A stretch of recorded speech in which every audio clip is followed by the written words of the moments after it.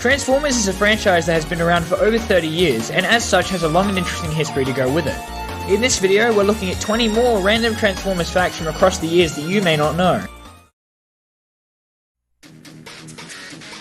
The original idea for Beast Machines was a series taking place in the future filled with known Transformers characters with new and freakish redesigns. This series was to be called Transtech, and though it went unused, it was later adopted into a comic series by Fun Publications.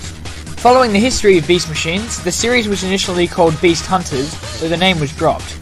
This name was later used as the subtitle for the third season of Transformers Prime. Optimus Prime was initially intended to speak with a Jamaican accent.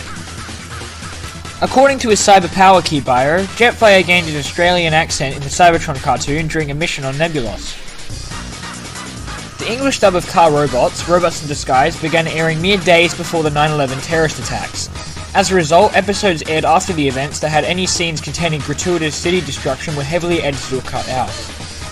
The original Transformers cartoon was originally intended to only be 3 episodes long, as evident by the narration at the end of the second episode, claiming that the next episode would be the final. The same went for the Marvel comic book, which originally was supposed to be a 4-issue limited series. Due to the unexpected positive response garnered from both mediums, they were extended to become their own series. The Generation 1 cartoon spanned 96 episodes and the Marvel US comic had 80 issues. In reference to the initial length of the comic, the final issue of the Marvel Transformers comic claimed it was issue 80 of a 4-issue limited series. The Regeneration 1 line, released several years after, would continue this joke. The Autobot Blaster has 3 siblings. In a Marvel UK letters page, Blaster claimed he had a sister named Carmen, and a brother named Toaster. While Carmen was never heard from again, Toaster would later become a running gag throughout Transformers, appearing as Easter eggs in various comics. Blaster's final brother has a more of a complicated origin, owing his existence to a continuity error in the IDW comics. In the first issue of IDW Stormbringer, Blaster was drawn to the background, though canonically it is impossible for him to be there, as Spotlight Blaster displays that Blaster was not among the other Autobots at the time. To avoid this error, Simon Furman announced that the Blaster who appears in Stormbringer was actually Bluster, one of Blaster's brothers who is identical to him in appearance. During his time as the host on the Ask Vector Prime Facebook page, Sideways claimed he killed all 3 of Blaster's siblings. The original alternate modes of Optimus Primal and Megatron were a bat and a crocodile. Optimus Primal, being a bat, was in reference to the DC Comics superhero Batman. The Beast Machines episode Spark of Darkness contains a few Easter eggs from its predecessor, Beast Wars. In the episode, Black Arachnia and Silverbolt are attacked by a monster possessed by Megatron's Spark. This monster is comprised of components from characters in Beast Wars, as it features feet and arms belonging to the Transmetal Tarantulas and the head of Dinobot, as well as what appears to be Tigerhawk's eyes. A few minutes later into the episode, Depth Charger's severed head can be seen on the ground near Black Arachnia, facing opposite the camera. As Beast Machines tended to recycle models of Generation 1 characters from Beast Wars, the show uses familiar models for its generics. A generic resembling Soundwave can be seen in a flashback, and Prowl and Bluestreak models are littered throughout the entire show. In Spark of Darkness, Black Arachnia tears a power core from a corpse resembling Ratchet. Starscream's French-Canadian name is Ego. I can't be the only one who finds that hilarious. Ratbat was originally going to be one of Soundwave's cassettes fought during Soundwave's boss fight in Transformers Devastation. A completed 3D model was created for the character, but he went unused in the game. In the episode Distribution of Transformers Energon, Demolisher and Snowcat perform a dance in an attempt to power Link, in reference to the fusion dance from Dragon Ball Z. The Armada Creative Bible states that Demolisher's originally name was Scourge, to fit in with the theme of his comrade and leader, Cyclonus and Galvatron. Why his name was changed is unknown. In the movieverse, Jazz is killed by 3 different Decepticons in the different interpretations of the first film. As we all know, in the movie he is killed by Megatron. However, in the Decepticon campaign for the console version of the movie game, he is killed by Barricade, while in the Autobot campaign he is killed by Brawl. In the original script for the 2007 movie, Megatron consumed the sparks of those he killed, explaining how Jazz was killed when he was simply ripped in half, while Frenzy survived this just ahead. While it was removed in the film, the IDW comic and novelization of the movie contained this ability. It also was a fairly prominent plot point in a children's storybook, allowing them to include the death of Jazz in a less violent way. Jetstorm from Beast Machines had the original name of Skybolt, but the creators felt this would reveal his identity as Silverbolt and so made his name more concealing.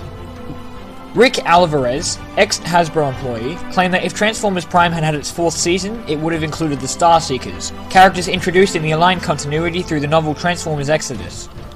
In the episode Other Voices Part 2 of Beast Wars, just before Optimus Primal and his pod collide with the Planet Buster, you can hear the faint sound of glass shattering. Turns out Primal did manage to break out of the pod, but it was too late for him to escape. Dark. The original idea for the Omnicons and Terracons in Transformers Energon is that they were to be evolved Minicons. This idea was proposed to Takara's marketing department, but was completely ignored, and so never made it into the Superlink cartoon. The Predacons' ship in Beast Wars' name has an interesting origin story. In the episode Equal Measures, Pterosaur says to the invading Cheetor, "Welcome to the dark side." Many fans thought that the dark side was referring to the ship's title, as both Maximo and Predacon ship had gone unnamed at the time. As such, the fans adopted this name until it was made official by Hasbro, and now we have the dark side. Well done, fans. Thanks for watching. Hope you enjoyed and that you learned something new about Transformers. Please leave a like and comment if you enjoyed, and be sure to share the video with your friends. Oh, and subscribe if you haven't already to keep up with future videos. Thanks, and I'll see you guys in the next video.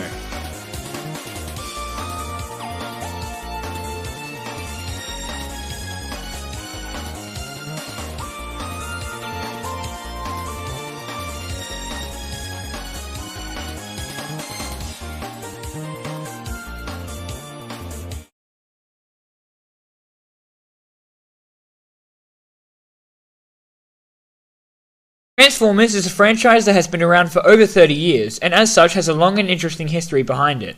In this video, we're looking at 23 random Transformers facts from across the years that you may not know. Though many believe the reason Jetfire was changed to Skyfire in the original Generation 1 cartoon was due to legal issues with Robotech, that isn't the case. The main reason for the change was that Takara owned full rights to the toy, as unlike many other Transformers toys, the figure wasn't from the Diaclone line, rather from another company altogether. Hasbro didn't release toys that weren't designed by Takara, and at the time, Takara had plans to release their own animated series featuring Japanese exclusive toys, rather than dubbing and airing the American show like they eventually did. Because of this, Hasbro was unable to use Jetfire, and so had to change the design of the character to compromise with Takara.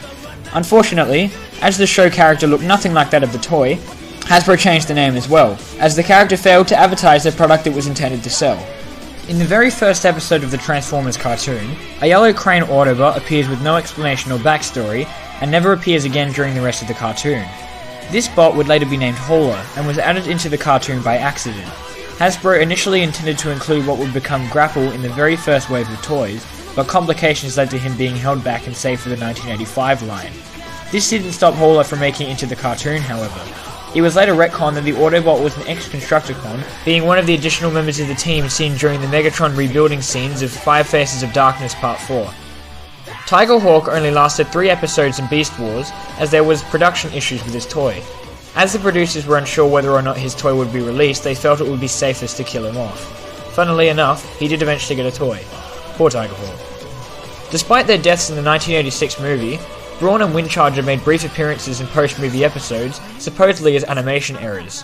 Wheeljack, another casualty of the movie, would appear in the Japanese Transformers Victory cartoon, and no explanation was ever given for his reappearance. Rhinox and Waspinator are the only 2 characters from Season 1 of Beast Wars to remain unchanged throughout. Rhinox also never transformed to his Rhino alternate mode throughout all of Season 3 of Beast Wars. Both RC and Ironhide prominently feature in the Japanese opening of Transformers Animated despite not having a main role in the show. The Micromaster Hubs, part of the Hot Rod Patrol, has the Japanese name of Lucas. This is in reference to George Lucas, producer of the movie American Graffiti, which featured an abundance of hot rods. In the 2007 live-action Transformers movie, Megatron's alternate mode of a spaceship was chosen as opposed to his classic gun alternate mode, as the writers believed it would be like having Darth Vader turn into a lightsaber and then have someone else swinging it around. Casey Kazem, voice actor for Cliffjumper and Bluestreak in the original Generation 1 cartoon, quit the show during the production of the episode Thief of the Night, due to its stereotypical portrayal of the character Adbul Kakadi, who was based on an Arabian dictator.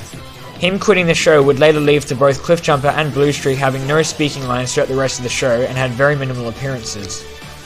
The initial idea, and the one that was scripted for Rhinox's betrayal and his speech about doing so to Optimus Primal in Beast Machines, was that he was to be calm and remorseful, not wanting to say goodbye to his former friend, though he had seen Megatron's side of the argument and was willing to change sides. The actor who voiced Rhinox had a different idea, however, shouting the lines and adding roars and grunts into them, making it seem as if Rhinox had lost his mind. As a result, the animation was changed to suit the new nature of the scene. Dinobot and Air Razor did not interact with one another throughout all of Beast Wars. In the show Ben 10 Omniverse, within the villain Kyber's ship, a Grimlock's sword and Lockdown's hook from Transformers Animated can be seen. This is because the show was directed by Derek J. Wyatt, the same director of Transformers Animated. In Beast Machine's Transformers, Megatron has a scar over his left eye. Whatever it was that happened between Beast Wars and Beast Machines that caused him to gain this scar is unknown. There is a deleted scene in the final episode of Beast Wars where Optimus Primal removes the original Megatron spark from Megatron and puts it back in its rightful body. This scene was completely animated and even had the voice acting done for it, but due to time restraints had to be removed, thus leaving the plot thread of Megatron stealing his ancestor's spark unresolved in the show. You can see the full scene here. Michael Bay wasn't too fond of the Fallen in the second Transformers movie, going as far to call him something not very nice during an interview for the movie. Unicron was Orson Welles' final role before his untimely death. Hilariously, in an interview after he did the movie, he admitted he didn't even remember the name of the character he played, nor the movie he starred in, simply referring to all of the characters as toys. In the episode Discovery of Beast Machines, Jetstorm shouts, "Gotta catch 'em all!" in reference to the famous Pokemon tagline. In the Generation 1 episode Dark Awakening, Rodimus Prime takes a small team of Autobots to an Autobot mausoleum, and Daniel begins listing the graves of Autobots. He lists Ironhide, Prowl, and Ratchet, strangely skipping Brawn, and also name drops Huffer, a character not seen killed during the events of the movie. This would not stop Huffer from reappearing in future episodes, however. In IDW's For All Mankind event, Ironhide is killed by a shot through the chest courtesy of Human Defense Forces. Initially, however, the idea was to kill off Bumblebee, but Hasbro quickly rejected the idea. That didn't stop IDW from later killing off Bumblebee in Dark Cybertron, however. Transformers Energon had one extra episode that was not dubbed in English. Episode 33 of Superlink, named Return, Our Scorponok, was to be Scorponok Scars, but it was never localized. I'm sure no one missed it, however. David Kaye is the only Transformers voice actor to voice both Optimus Prime and Megatron as main roles in cartoons. Megatron in Beast Wars and Machines, and Optimus in Transformers Animated. The scrap metal drones from Transformers Cybertron are supposedly the descendants of the Insecticons, which were also insect-like Transformers that had the ability to clone themselves. During the production of Transformers Dark of the Moon, Michael Bay destroyed 532 cars in total. That is a tad excessive. Thanks for watching. Hope you enjoyed and that you learnt something new about Transformers. Please leave a like and comment if you enjoyed, and be sure to share the video around with your friends. Oh, and subscribe if you haven't already to keep up with future videos. Also be sure to vote in the poll to let me know if you want more Transformers facts. Thanks, and see you guys in the next video.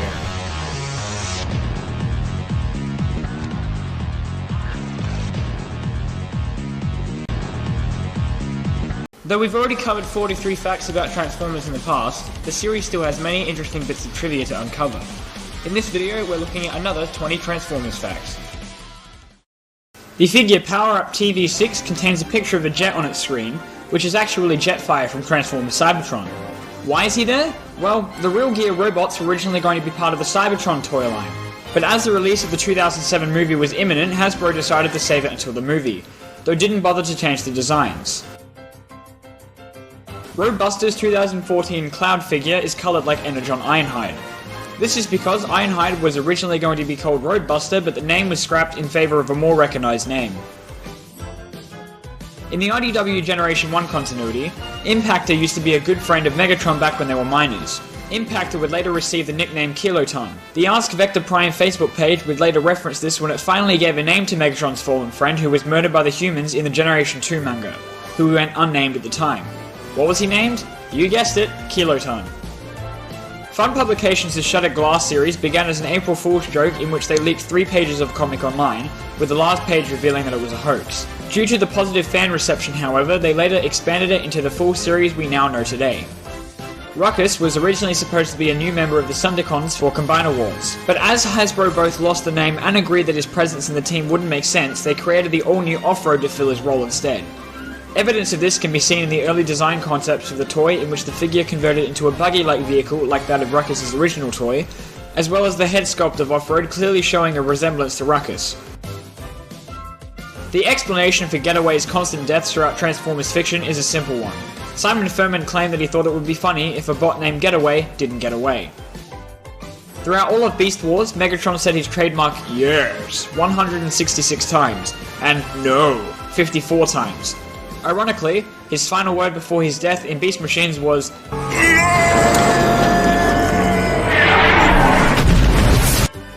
The original script for Nemesis Part 2, written by Simon Furman, called for Dirge, Thrust, and Ramjet to reactivate and defend the Nemesis from the Maximals and Predacons, but the plot point was scrapped. To make up for the loss of using Dirge, a character Furman is quite fond of, he used him as one of Unicron's heralds in Dreamwave's Armada Worlds Collide event. Airazor was a male in the Japanese dub of Beast Wars. Tigatron and Airazor's romance in the Western version was made more of a brotherly relationship in the Japanese version, but in the end the Japanese writers realized they could not delay the inevitable, and so Tigatron and Airazor's love for each other was admitted in their final moments, making them the first canon gay couple in Transformers. Still doesn't explain what's going on here, however. Inferno was killed at the end of Season 2 of Beast Wars, clearly disintegrating in an explosion. As he had a new toy out, however, he lived to see another season. Inferno's Generation 1 figure was knocked off by a minor toy company in Korea and later appeared in an animated film called Phoenix King. It was released in America by Digiview Entertainment and retitled Defenders of Space, and the Inferno knockoff was not removed. The plot of the Autobots leaving Earth in Dark of the Moon is heavily inspired by the two-part Generation 1 episode Megatron's Master Plan, in which the Autobots are forced to leave Earth and are tricked by the Decepticons so that they are to be destroyed. The movie even reinvents the scene of Megatron removing the Lincoln Memorial for him to sit on.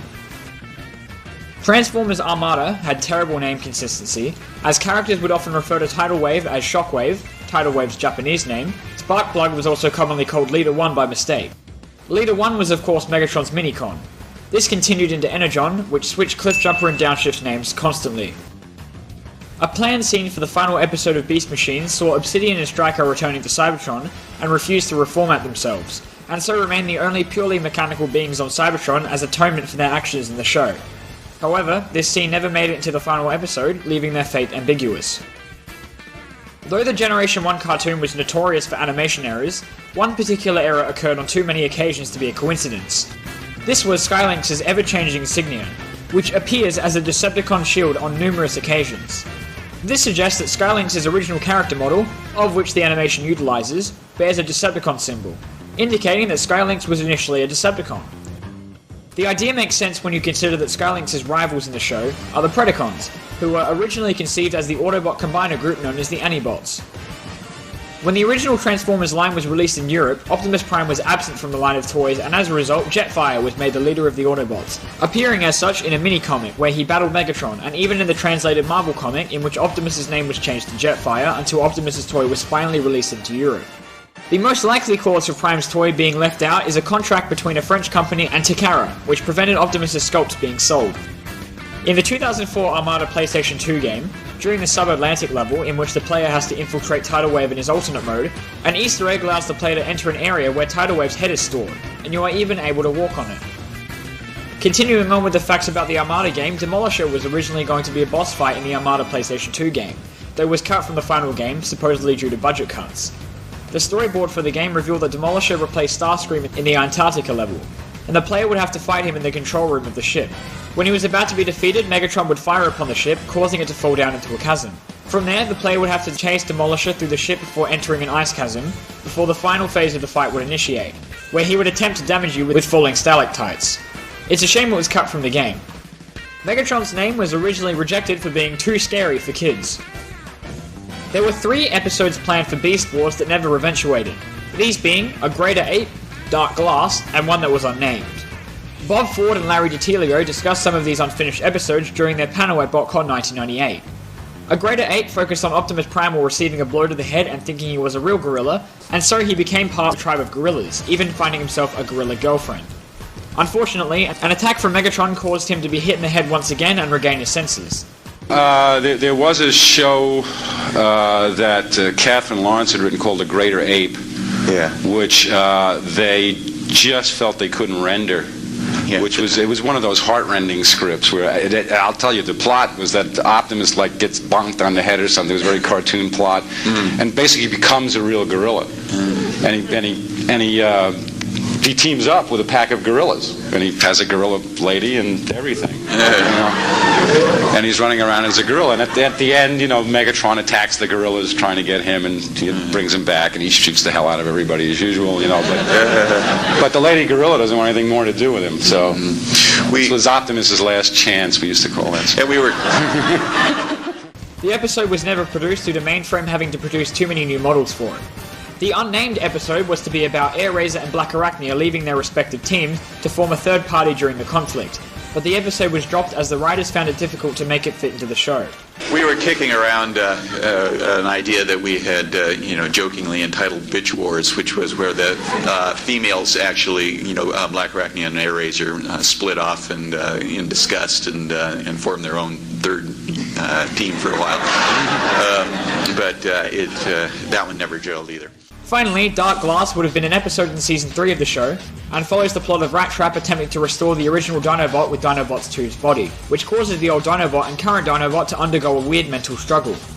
The old Dinobot uses the limited time he has in control of the body to infiltrate the Predacons, but is blasted by Megatron, and Rat Trap is forced to accept that his friend is truly dead. Many reasons have surfaced as to why this episode was rejected, though DiTilio was asked in an interview contained on a Beast Wars DVD, and he explained that the episode was rejected for not being up to standard. It was instead replaced with the episode Go With The Flow.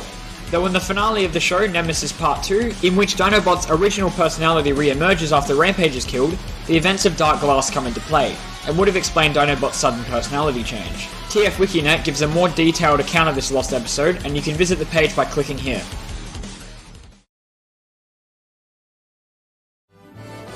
Hey guys, thanks for watching. I hope you enjoyed this facts video. If you want to see more facts, be sure to let me know in the comments below. I have plenty more facts to share with you all. Anyway, see you guys in the next video.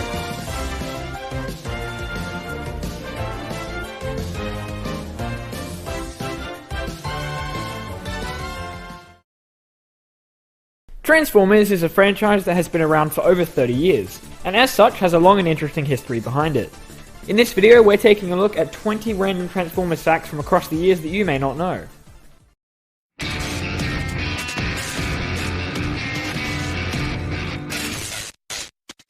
In the first episode of Transformers Prime, Cliff Jumper was voiced by Dwayne "The Rock" Johnson. So there I am on the lookout, when out of nowhere these high beams light up my rear view. And then it hits me. I'm illegally parked. G-Axis' name was created when Simon Furman was frustrated with how the Generation 2 comic book was being cancelled so soon. It's a pun on G-Axis. In the episode Transmutate of Beast Wars, Rat Trap exclaims, "What in the name of my great Aunt Aussie is going on here?"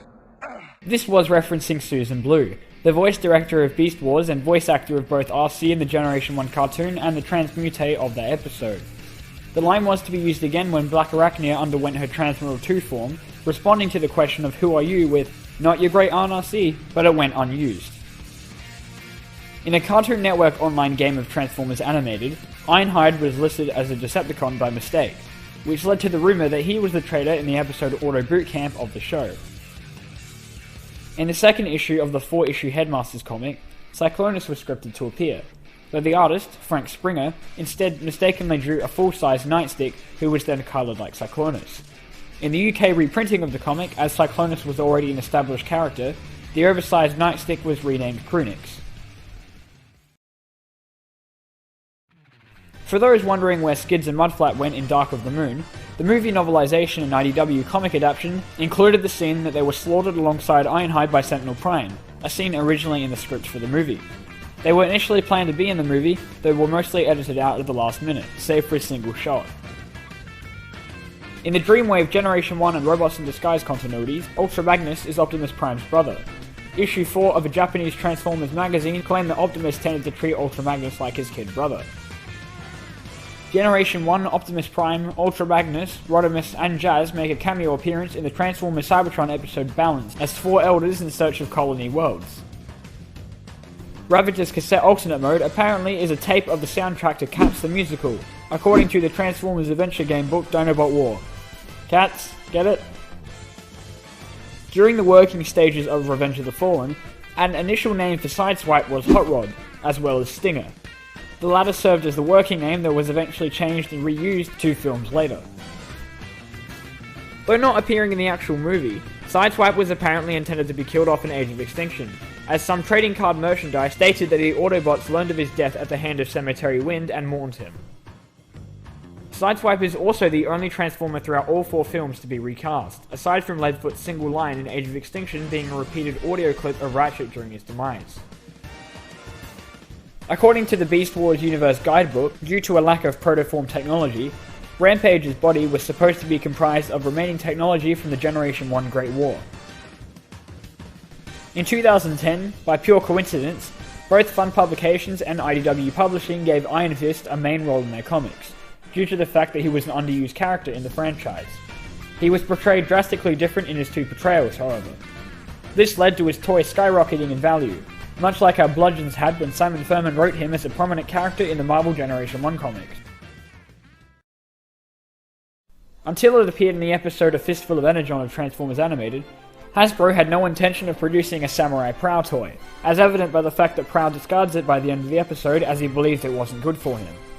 When the toy was produced, Prowl donned the armor in the show once again, with the in-universe explanation that he was now responsible enough. Derek J. Wyatt, the producer of Transformers Animated, claimed that Prowl would not have returned if Season 4 of Animated had eventuated, as his body would have been melted down to use as material for protoforms, the very same protoforms that Prowl had been set to protect in the flashback sequence of 5 Servers of Doom. In Target 2006, it is revealed that a bot named LifeSpark was converted into Cyclonus by Unicron. This is an error on Simon Furman's behalf, as he referred to the original script for the 1986 Transformers movie as a reference when writing, though misinterpreted the part about him being created from the fading life spark of a Decepticon. A life spark is the original concept of a spark in Transformers lore, and its appearance in the script is the first instance of it appearing in Transformers fiction, though the idea eventually was unused in the final movie. In the Japanese dub of Animated, Bulkhead was renamed Ironhide, as in Japan, Transformers Animated was supposed to be part of the Movieverse continuity. This was referenced in his online bio on Takara Tomi's website, which claimed he was something of a weapons specialist. In the actual dub of the show, Bulkhead is very similar to his English counterpart, and nothing like the gun-toting character on the big screen. The original idea for Rat Trap in Beast Wars was to have him as a malformed and misshapen Transformer, with an exposed brain, wiring sticking out, an asymmetrical body, uneven limb lengths, and organic sections sticking out of his robot mode, expanding upon the idea of his exposed brain in the figure. He was also required a heating cable as life support. The show would have seen him dealing with his insecurities and fatal body issues and growing to overcome these flaws. This idea was abandoned, though reused in the episode Transmutate and later still in Beast Machines when Rat Trap had difficulty getting used to his new and limited body. When asked why he killed off Nightbeat in Generation 2 at BotCon 1997, considering Furman was so fond of the character in his run of the Marvel Generation 1 comics, Simon Furman responded by saying, "I don't have a good answer for you. It was too easy to say. I'll kill off all the incidental characters or the ones I don't like. It's sort of added to the bigger picture by, some of the favourites got it in the neck as well.